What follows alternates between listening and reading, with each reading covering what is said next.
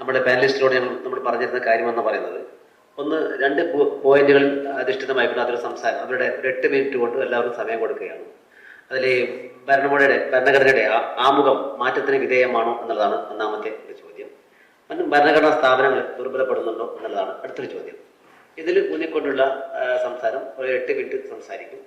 അതിനുശേഷം ഇവർ പറഞ്ഞ കാര്യങ്ങളിൽ ഒരു പാനലോടെ ഇരിക്കുന്നു. പാനലുകൾ അത് മോഡിഫൈ ചെയ്തുകൊണ്ട് നിങ്ങൾ ഇവർ പറഞ്ഞ കാര്യങ്ങളിൽ പരസ്പരം ക്ലാരിഫിക്കേഷൻ ആവശ്യമുള്ള മേഖല എന്തൊക്കെയാണ്, അത് ചെറിയൊരു സമയം അതിനു വേണ്ടി നമ്മൾ നീക്കി വെക്കുകയാണ്. അതിനുവേണ്ടി ഇവർ പറഞ്ഞ കാര്യങ്ങൾക്ക് അവർ പരസ്പരം ആംബിഗ്വിറ്റി എന്നൊക്കെ സംശയങ്ങളെ പറഞ്ഞ് അവർക്ക് പരസ്പരം തീർക്കുവാനും ചർച്ചയിൽ മറുവാദത്തിന് അവർക്കനുസൃതമായ മറുപടി കൊടുക്കാനും വേണ്ടിയാണ് ഒരു സമയമാണ് അടുത്തത്. 3 മിനിറ്റാണ്. അതുപോലെ തന്നെ പിന്നീട് അതിനുശേഷം അംഗങ്ങൾക്ക് ഇവിടെ പാർട്ടിസിപ്പൻസിന് ചർച്ചയിൽ പങ്കെടുക്കുന്നവർക്ക് ഇവരോട് ചോദ്യങ്ങൾ ചോദിക്കാനുള്ള അവസരമാണ്. അതിനുശേഷം കൺക്ലൂഷൻ ഇങ്ങനെയാണ് നമ്മൾ ഷെഡ്യൂൾ ചെയ്തിരിക്കുന്നത്. നേരത്തെ പറഞ്ഞു, ഇത് ഈ ഒരു സംവാദം എന്ന് പറയുന്നത് നമ്മുടെ നാട്ടിൽ എന്താ പറയുക, നേരത്തെ പറഞ്ഞു അന്യം നിന്ന് പോയ കലയാണ്. നമ്മൾ പരസ്പര ബഹുമാനത്തിൽ അധിഷ്ഠിതമായിക്കൊണ്ട് ചോദ്യങ്ങൾ ചോദിക്കുവാനും വിയോജിപ്പിന്റെ മേഖലയിൽ യോജിപ്പുകൾ കണ്ടെത്തുവാനും, വിയോജിപ്പുണ്ടെങ്കിൽ നിങ്ങളുടെ വിയോജിപ്പിക്കാനുള്ള അവകാശം അത് സംരക്ഷിക്കുന്നതിന് വേണ്ടി ഞാൻ നിങ്ങളുടെ കൂടെ ഉണ്ടാകുമെന്ന് പറയുന്ന ഒരു പൗരധർമ്മം ഉണ്ടാവുമല്ലോ, അതാണ് നമ്മൾ ഉയർത്തിപ്പിടിക്കുന്നത്. നിങ്ങൾക്ക് യോജിക്കാം, വിയോജിക്കാം, പക്ഷേ അത് നമ്മുടെ രാഷ്ട്രത്തിന്റെ അടിസ്ഥാന ശിലകളായ ഭരണഘടന തരുന്ന നമ്മുടെ സാമൂഹികപരമായ freedom of speech and expression ഒരുപാട് നമ്മൾ ചർച്ചയിൽ വരും. ഇപ്പോൾ കേശവാനന്ദ ഭാരതി കേസാണ് ശരി, SR ബോംബെയുടെ കേസിലൊക്കെ തന്നെയുള്ള ഭരണഘടനയുമായി ബന്ധപ്പെട്ട ഒരുപാട് കറഞ്ഞ കാര്യങ്ങൾ അത് പ്രമുഖരായ സംസാരിക്കാൻ ആധികാരികതയുള്ള ആൾക്കാർ ഇവിടെ ഇരിക്കുകയാണ്. നമുക്ക് എന്തായാലും സംവാദത്തിലേക്ക് നേരിട്ട് കടക്കുകയാണ്. അത് തന്നെ ഇതിൽ അലാറം നമ്മൾ സെറ്റ് ഒരു 8 മിനിറ്റ് നമ്മൾ തുടങ്ങുമ്പോൾ തന്നെ ടൈം സെറ്റ് ചെയ്ത് നോക്കും. 8 മിനിറ്റ് നമ്മൾ അലാറം വന്നു കഴിഞ്ഞാൽ നമ്മൾ സൂചന കൊടുക്കും. അതിനുശേഷം ഓരോ ആൾക്കാർ വിളിക്കുകയാണ് ചെയ്യുന്നത്. അതുകൊണ്ട് പരമാവധി സമയബന്ധിതമായി സംസാരിക്കുവാൻ എല്ലാവരും ശ്രദ്ധിക്കണം എന്ന് അഭ്യർത്ഥിക്കുകയാണ്.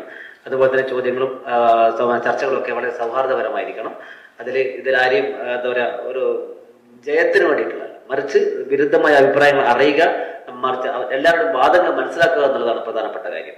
അതുകൊണ്ട് തന്നെ നമുക്ക് വളരെ സൗഹാർദ്ദപരമായിട്ട് ചർച്ചകൾ മുന്നോട്ട് കൊണ്ടുപോയി എല്ലാവരും സഹായം അഭ്യർത്ഥിക്കുകയാണ്.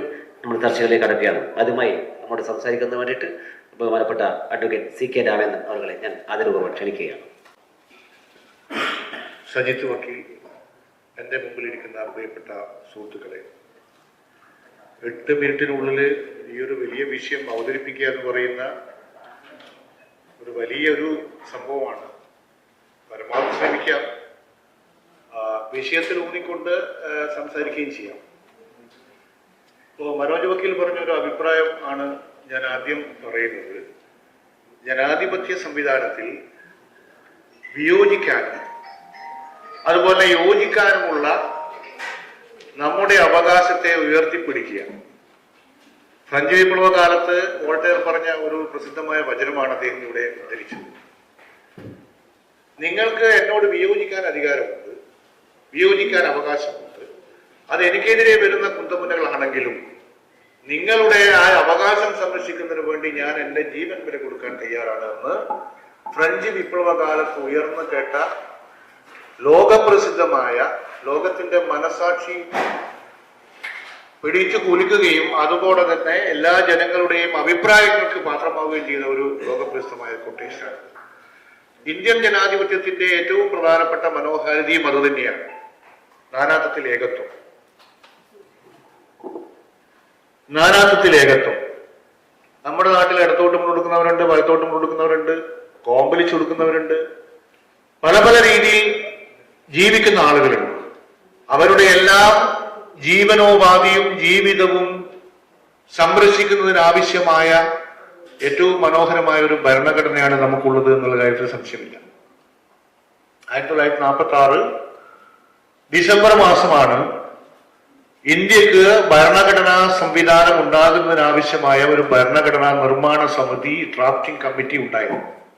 ഡ്രാഫ്റ്റിംഗ് കമ്മിറ്റി ഉൾപ്പെടുന്ന ഭരണഘടനാ നിർമ്മാണ സമിതി. നമ്മുടെ ഭരണഘടന പ്രാബല്യത്തിൽ വന്നത് 1949 നവംബർ മാസം 26 നമ്മൾ നമ്മുടെ ഭരണഘടനാ ദിനമായി ആചരിക്കുന്നതാണ്. ഈ നീണ്ട കാലയളവ്, ഏകദേശം 35 മാസം, നമ്മുടെ ഇന്ത്യയിൽ ഉണ്ടായിട്ടുള്ള മാറ്റങ്ങളും പ്രശ്നങ്ങളും അതുമായി ബന്ധപ്പെട്ട ചേഞ്ചസ് അതിഭീകരമാണ്. 46 സ്വാതന്ത്ര്യം കിട്ടിയിരുന്നില്ല, 47 സ്വാതന്ത്ര്യം കിട്ടി. സ്വാതന്ത്ര്യം കിട്ടിയതിനു ശേഷം ഉണ്ടായിട്ടുള്ള ഭീകരമായ കലാപങ്ങൾ, ഏകദേശം 2 കോടിയോളം ആളുകൾ അഭയാർത്ഥികളായി, ഏകദേശം 20 ലക്ഷത്തോളം ആളുകൾ മരണപ്പെട്ടു. ഈ ഒരു സാഹചര്യത്തിൽ നിന്നാണ് ഭരണഘടനാ ഡ്രാഫ്റ്റിംഗ് കമ്മിറ്റി, നിർമ്മാണ കമ്മിറ്റി പ്രവർത്തിച്ചത്.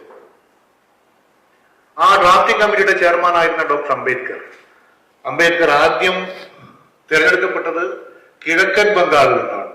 കിഴക്കൻ ബംഗാള് പാകിസ്ഥാനിലേക്ക് പോയപ്പോ അദ്ദേഹം മുംബൈയുടെ പ്രതിനിധിയായി വന്നു. അദ്ദേഹമാണ് ഡ്രാഫ്റ്റിംഗ് കമ്മിറ്റിയുടെ ചെയർപേഴ്സൺ. അതുപോലെ തന്നെ ഡ്രാഫ്റ്റിംഗ് കമ്മിറ്റിയും എല്ലാ കമ്മിറ്റികളും ചേർന്നുകൊണ്ട് 1948 ഫെബ്രുവരി മാസം 21-ാം തീയതി ഡ്രാഫ്റ്റ് ഈ ഭരണഘടനാ നിർമ്മാണ സമിതിയിൽ അവതരിപ്പിക്കപ്പെട്ടു. അന്ന് തന്നെയാണ് ജവഹർലാൽ നെഹ്റു ഇതിന്റെ ഒബ്ജക്റ്റീവ്സ് ആയിട്ട് 3-4 കാര്യങ്ങൾ അവതരിക്കപ്പെട്ടത്. അന്ന് തന്നെ അംബേദ്കറും ഒബ്ജക്റ്റീവ്സിനെ സംബന്ധിച്ച് ചില സുപ്രധാനമായ നീക്കങ്ങൾ നടത്തി. ആ ഒബ്ജക്റ്റീവ്സ് ആണ്, അല്ലെങ്കിൽ അംബേദ്കറും നെഹ്റുവും പറഞ്ഞ ആ ഒബ്ജക്റ്റീവ്സ് ആണ് നമ്മുടെ ഭരണഘടനയുടെ പ്രിയാമ്പിളിൽ സ്ഥാനം പിടിച്ചത്. അതിൽ 2 എണ്ണം ഉണ്ടായിരുന്നില്ല. നമ്മളിന്ന് പറയുന്ന സെക്യുലർ, സോഷ്യലിസ്റ്റ് എന്ന് പറയുന്ന ഈ 2 വാക്കുകൾ ചേർക്കപ്പെട്ടത് 1977-ലാണ്. 3/1/1977 മുതലാണ് ആ 2 വാക്കുകൾ പ്രിയാമ്പിളിൽ ചേർക്കപ്പെടുന്നതും പ്രാബല്യത്തിൽ വരുന്നതും. അപ്പൊ അതുകൊണ്ട് പ്രിയാമ്പിൾ മാറ്റാൻ കഴിയുമോ എന്നുള്ള ഒരു പ്രധാനപ്പെട്ട ചോദ്യമാണ് ഈ സംവാദത്തിന്റെ കാതൽ. ചുരുക്കി ഞാൻ പറയാം, കൂടുതൽ വിശദമായിട്ടൊന്നും പോകുന്നില്ല. 1973 സുപ്രീം കോടതി ഒരു വിധി പറഞ്ഞു. നമ്മുടെ കേരളത്തിൽ പ്രാബല്യത്തിൽ ഉണ്ടായിരുന്ന ലാൻഡ് റിഫോംസ് ആക്ട് പ്രകാരം ഇവിടെ മലബാറിൽ കാസർഗോഡ് ഭാഗത്തുണ്ടായിരുന്ന കേശവാനന്ദ ഭാരതി മഠം, ആ മഠത്തിന്റെ ഏക്കർ കണക്കിന് ഭൂമി സർക്കാർ പിടിച്ചെടുക്കാൻ വേണ്ടി ശ്രമിച്ചപ്പോൾ, കേരളത്തിൽ നമുക്കറിയാം, അതിനെക്കുറിച്ചൊന്നും കൂടുതൽ പറയേണ്ട കാര്യമില്ല, ശ്രമിച്ചപ്പോഴാണ് മനോജ് വക്കീൽ പറഞ്ഞ കേശവാനന്ദ ഭാരതി കേസ് ഉണ്ടാവുന്നത്. സുപ്രീം കോടതിയിലെ 13 അംഗ ബെഞ്ച്, നമ്മുടെ കെ മാത്യു, അതുപോലെ YB ചന്ദ്രചൂഡ് തുടങ്ങിയ SM സിക്രി തുടങ്ങിയ 13 മഹാരഥന്മാരായിട്ടുള്ള ജഡ്ജിമാർ ഒരുമിച്ച് വിധി പറഞ്ഞു. പക്ഷേ അതിൽ 6 പേര് ഡിസെന്റ് ചെയ്തു, 7 പേര് അനുകൂലിച്ചു. അങ്ങനെയാണ് കേശവാനന്ദ ഭാരതി കേസ് എന്ന് പറയുന്ന പ്രസിദ്ധമായ കേസ്. എല്ലാ നിയമ വിദ്യാർത്ഥികളും എല്ലാ അതുമായി ബന്ധപ്പെട്ട നിയമമേഖലയിൽപ്പെട്ട ആളുകളും എപ്പോഴും ചർച്ച ചെയ്യപ്പെടുന്ന ഒരു ഭരണഘടന പ്രധാനപ്പെട്ട ഒരു കേസാണ് കേശവാനന്ദ ഭാരതി കേസ്. അതിനുശേഷമാണ് SR ബൊമ്മ കേസ് വരുന്നത്. പക്ഷെ അതിന്റെ അടിസ്ഥാനം എന്താണെന്ന് ചോദിച്ചാൽ, ചുരുക്കി പറയാം, സമയമില്ലാത്ത ചുരുക്കി പറയാം, basic structure of constitution cannot be amended easily. മറ്റു പലതും ഉണ്ട്, അത് പിന്നെ നമ്മുടെ അവകാശങ്ങളെ കുറിച്ച് പറയുന്നതുണ്ട്, മറ്റു പലതും ഉണ്ട്. പക്ഷെ ഇവിടെ പ്രസക്തമായ ഒരു പോയിന്റ് എന്ന് പറഞ്ഞാൽ ഭരണഘടനയുടെ ബേസിക് സ്ട്രക്ചർ അത്ര എളുപ്പത്തിൽ മാറ്റാൻ കഴിയില്ല. കാരണം ഭരണഘടനയിൽ ആർട്ടിക്കിൾ 368 എന്ന് പറഞ്ഞൊരു ആർട്ടിക്കിൾ ഉണ്ട്. അത് പ്രകാരം ഭരണഘടനയിലെ ഏത് വ്യവസ്ഥകളും പാർലമെന്റിൽ അവതരിപ്പിച്ച് അമെൻഡ് ചെയ്യാം, പക്ഷേ ബേസിക് സ്ട്രക്ചർ മാത്രം കഴിയില്ല എന്ന് അസന്നിഗ്ധമായി പ്രഖ്യാപിച്ചൊരു വിധിയാണ് കേശവാനന്ദ ഭാരതി കേസ്. ഇനി എന്താണ് ബേസിക് സ്ട്രക്ചർ? ഇന്ത്യക്കാരായ നമ്മൾ നമ്മുടെ ഇന്ത്യയെ സോവറിൻ, സോഷ്യലിസ്റ്റ്, സെക്കുലർ, ഡെമോക്രാറ്റിക് റിപ്പബ്ലിക്കായി പ്രഖ്യാപിക്കുന്നു. അങ്ങനെ പ്രഖ്യാപിക്കുമ്പോൾ നമ്മുടെ നാട്ടിലെ ജനങ്ങൾക്ക് ജസ്റ്റിസ്, ഈക്വാലിറ്റി, അതുപോലെ ഫ്രട്ടേണിറ്റി, ഇങ്ങനെയുള്ള കാര്യങ്ങൾ ഉറപ്പുവരുത്തിക്കൊണ്ട് നമ്മൾ ഈ ജസ്റ്റിസ് എന്ന് പറയുമ്പോൾ അല്ലെങ്കിൽ ഈക്വാലിറ്റി എന്ന് പറയുമ്പോൾ അതിനൊക്കെ ഒരുപാട് വിശദീകരണങ്ങളുണ്ട്. ആ വിശദീകരണങ്ങളെ കുറിച്ച് പോയാൽ ഈ 8 മിനിറ്റ് ഒന്നും ഒതുങ്ങില്ല, അതുകൊണ്ടാണ് പറയാത്തത്. അപ്പൊ ഇതാണ് നമ്മുടെ ഭരണഘടനയുടെ അടിസ്ഥാന തത്വങ്ങൾ. പിന്നീട് തുടർന്ന് വരുന്ന മുഴുവൻ ആർട്ടിക്കിൾസും അതുപോലെ തന്നെ ഷെഡ്യൂളും എല്ലാം തന്നെ ഈ പറയുന്ന ബേസിക് സ്ട്രക്ചറിനെ മാതൃകയാക്കിക്കൊണ്ടാണ്. ഇനി എങ്ങനെയാണ് ഈ ബേസിക് സ്ട്രക്ചർ വരുന്നത്? ബേസിക് സ്ട്രക്ചറിന്റെ ഏറ്റവും പ്രധാനപ്പെട്ട കാതലിനെ കുറിച്ച് പറയുമ്പോൾ നമ്മുടെ രാജ്യത്തിന്റെ അവസ്ഥയെ നമ്മൾ മനസ്സിൽ കണ്ടുകൊണ്ടേയിരിക്കണം. നമ്മുടെ രാജ്യത്ത് നിരവധി മതങ്ങള്, നിരവധി ജാതികള്, ഉപജാതികള്, മറ്റ് വിഭാഗങ്ങള്, ഇവയെല്ലാം തോളോട് തോൾ ചേർന്നുകൊണ്ട് പ്രവർത്തിക്കുകയും ജീവിക്കുകയും ചെയ്യുന്ന ഒരു പ്രത്യേക കാലഘട്ടത്തിൽ അതുമായി ബന്ധപ്പെട്ട് സംഘർഷങ്ങളും പ്രശ്നങ്ങളും നാട്ടിലുടനീളം പല രീതിയിൽ ഉണ്ടായിട്ടുണ്ട്. അത്തരം കാര്യങ്ങളെ ഇല്ലായ്മ ചെയ്യാൻ വേണ്ടിയുള്ള അതികഠിനമായ ചർച്ചയുടെ ഭാഗമായിട്ടാണ് ഇപ്പൊ നമ്മുടെ നാട്ടില് കേരളത്തിലടക്കമുള്ള ആളുകൾ ഈ ഭരണഘടനാ സമിതിയിൽ ഉണ്ടായിരുന്നു. 389 അംഗങ്ങളാണ് അവസാനം ഉണ്ടായിരുന്നത്. നമ്മൾ ആനി മസ്കിനും അതുപോലെ തന്നെ ദാക്ഷായണി വരാതിൽ ഉൾപ്പെടുന്ന 3 സ്ത്രീകൾ, 10-15 മറ്റു ആളുകൾ, പട്ടംനാണപ്പിള്ളിയെ പോലുള്ള മഹാരഥന്മാരായ പനമ്പള്ളി ഗോവിന്ദമ്മനെ പോലെയുള്ള മഹാരഥന്മാരായ ആളുകളൊക്കെ ഇരുന്ന് ചർച്ച ചെയ്താണ്. ഒരു വിഭാഗം ആളുകൾ പറഞ്ഞു ഇത് ഹിന്ദു രാഷ്ട്രമായി മാറണം. അപ്പൊ അതിന് ശക്തമായ എതിർപ്പ് ഒരു ഭാഗം പ്രകടിപ്പിക്കുകയും അവസാനം വോട്ടിനിട്ടിട്ടാണ് we the people of India having solemnly resolve to constitute എന്ന് പറയുന്ന വാക്ക് വരുന്നത്. അതുപോലെ തന്നെ ആർട്ടിക്കിൾ 1 പറയുന്നത് എന്താ വെച്ചാൽ India that is Bharat shall constitute as A union of state എന്നാണ് പറഞ്ഞിട്ടുള്ളത് 1ാമത്തെ ആർട്ടിക്കിൾ. ഇതൊക്കെ വരാൻ കാരണം ഈ പറയുന്ന 35 മാസവും 18 ദിവസവും നടന്നിട്ടുള്ള ചർച്ചയുടെ ഭാഗമായിട്ടാണ്. ആ ചർച്ചകൾ എല്ലാ വിഭാഗത്തെയും ഉൾക്കൊള്ളാനുള്ള, അതിൽ ഗാന്ധിജിയുടെ ഒരു പ്രധാനപ്പെട്ട നിരീക്ഷണമുണ്ട് ഡെമോക്രസിയെ കുറിച്ച്.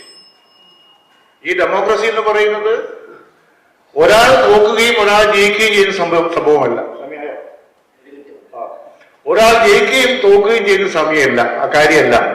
ഒരാൾ തോക്കാനുള്ളത് കൊണ്ടാണ് ഒരാൾ ജയിക്കുന്നത് എന്നുള്ള വളരെ ലളിതമായ ഒരു സംഗതിയാണ്. അപ്പോ ആദ്യത്തെ പോയിന്റിനെ കുറിച്ച് എനിക്ക് ഇത്രയും കാര്യങ്ങൾ പറയാനുണ്ട്. 2ാമത്തെ പോയിന്റിനെ കുറിച്ചിട്ട് ഒരുപാട് കാര്യങ്ങൾ പറയാനുണ്ട്, മറ്റുള്ളവർ പറയും. പക്ഷെ ഒരു കാര്യം മാത്രം ഞാൻ പറയാം. പാർലമെന്റ് എന്ന് പറയുന്ന ഒരു ഭരണഘടനാ സ്ഥാപനം, ആ ഭരണഘടനാ സ്ഥാപനങ്ങളുടെ ശക്തി കുറയുന്നുണ്ടോ അല്ലെങ്കിൽ അതിന്റെ ആവിർഭാവത്തെ സംബന്ധിച്ചൊക്കെയാണ് ചർച്ച പ്രധാനമായിട്ടുള്ളത്. ഒറ്റ കാര്യമുള്ളൂ, ഈ കാലത്ത്, ആധുനിക കാലത്ത് ഭരണഘടനാ സംവിധാനങ്ങളെ, ഭരണഘടനാ സ്ഥാപനങ്ങളെ അതിന്റെ ശക്തി കുറക്കാനും അതിന്റെ മഹത്വം കുറക്കാനും വേണ്ടിയുള്ള ബോധപൂർവമായ ശ്രമം ഉണ്ട് എന്നുള്ള കാര്യത്തിൽ സംശയമില്ല.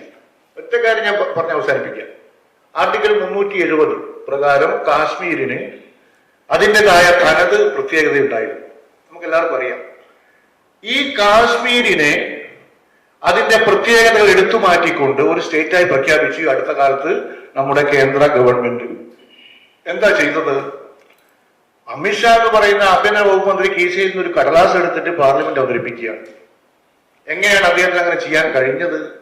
അങ്ങനെ ചെയ്യാൻ കഴിഞ്ഞത് ജമ്മു കാശ്മീരിൽ എന്തില്ല, നിയമസഭ ഉണ്ടായിരുന്നില്ല. ജമ്മു കാശ്മീരിൽ നിയമസഭ ഇല്ലെങ്കിൽ ആ ജമ്മു കാശ്മീരിന് വേണ്ടിയിട്ട് നിയമം പാസ്സാക്കാനുള്ള അധികാരം കേന്ദ്ര പാർലമെന്റ്. അത് ഒരു സതുദ്ദേശപരമായ ഒരു ഇൻക്ലൂഷനാണ്. ആ സതുദ്ദേശപരമായ ഇൻക്ലൂഷനെ ദുരുപയോഗം ചെയ്തുകൊണ്ട് 370 വകുപ്പിന്റെ എല്ലാ സവിശേഷതകളും എടുത്തു മാറ്റിക്കൊണ്ട് കാശ്മീരിനെ അത് പ്രയോഗിച്ചു.